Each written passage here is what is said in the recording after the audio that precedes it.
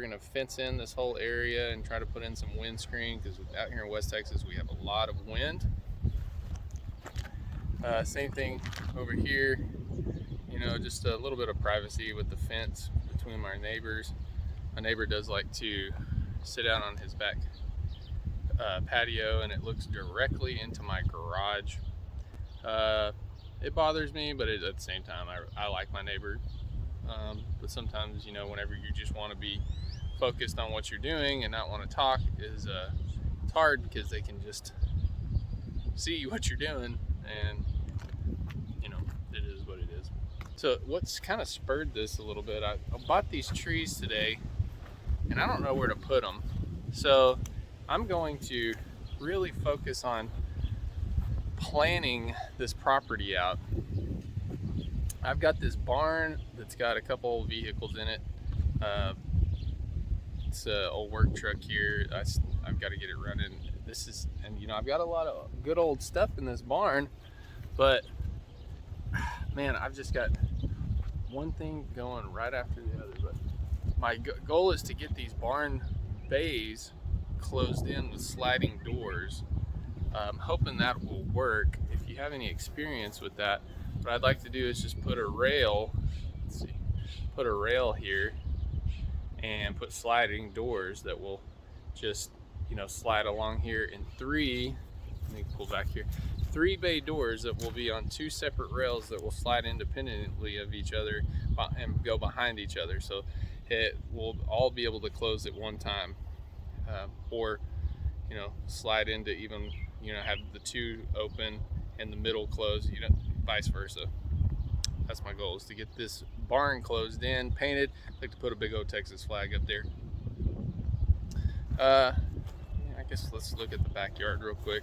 My backyard here, we're gonna turn this closed in back porch into a little sunroom. I'm gonna put some windows here, a bigger screen, sliding door here. We've got, this is gonna be mostly my wife's, you know, just flower area and stuff. We've got honeysuckle going along this fence. We're gonna put, where this old storage building is, it just has the mower in, I'm gonna put this building on the other side in the back lot, which you'll see in a moment. And we're gonna put a greenhouse here and maybe a storm shelter underneath the greenhouse. I'm not quite sure about that yet. I'm wondering if the greenhouse would heat the storm shelter up to make it too hot in there. There's our chicken coop. We're gonna put the chickens in the back area once we get some more. But excited about having the greenhouse here.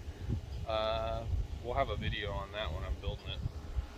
So this is our acre, little Smallstead. We don't have a ton of room, but it's plenty for us, because it's big enough to give me anxiety about how to most properly utilize this space and to our advantage. The one thing that back there, that used to be an old horse barn that I'm getting slowly taken down. Right now, my trailer has just mulch all over it. I got 2 tons of mulch for $10 from the local city dump. And so what I'm doing right now is I'm actually covering the ground, Garden of Eden style, with cardboard, and I'm actually using some plywood pieces, because I figure it'll just break down just more slowly. But I'm not worried about growing in this soil right now. So I've got this area, see the line that I've got here going? This little area is gonna be, my section that I'm gonna mulch, or cardboard and mulch for now. And I'm gonna have raised beds here. And then probably in the back, we'll do some rows for, you know, other types of crops. I don't know, beans, corns, things like that. But for now, in this area, we're just gonna have raised beds. Over there, that's my storage building for now. So I'm gonna actually take everything that's in that storage building in the back, put in that truck. And if you have any ideas about what I could be doing back here to most utilize the space, the one issue that I do have that I have to overcome soon is I have no water back here. All the water is coming from the spigot from the backyard. So I'm gonna have a I'm gonna tie in and run some water back here so that we can have some irrigation for whatever we want to do. Definitely want to do trees. My neighbors, so this used to be a lot, and they built it up pretty nicely. He's got a nice shop there. He's got peacocks back there, back over here. And they put trees all along here, which is nice because I want to put trees all the way around for privacy and windbreak. As you can see, we're here in West Texas. The wind is, it's not blowing very bad right now, but there's always a breeze. And just any kind of windbreak would be nice, especially once it gets, I mean, it blows, dude. Like, and it blows dust, and it's pretty awful.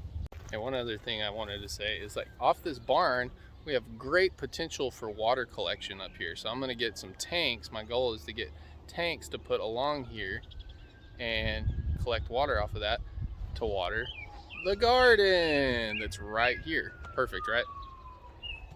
So that's kind of, again, if you have any ideas of additional things that I could be doing back here, had somebody suggest I put a pond in. I don't know how feasible, or if I'd even want a pond out here, mosquitoes and stuff. But so the reason I'm covering the ground right here instead of just going straight into the dirt, the dirt actually is really good here. The problem is that we are infested with, they're called goat heads here, what we call them, but puncture vine. Wintertime, when there's nothing on the ground, no kind of weeds or nothing, you walk out here and the bottom of your shoes are just covered with stickers. I mean, just covered. I couldn't even let my dogs run back here because it's so bad. There's a few of them, but it's not that bad right now because there's actually, there's actually a little bit of ground cover. Figure out what I should do with this back lot and all these stickers. And for this area that I've got sectioned off, I'm definitely gonna, cover the ground.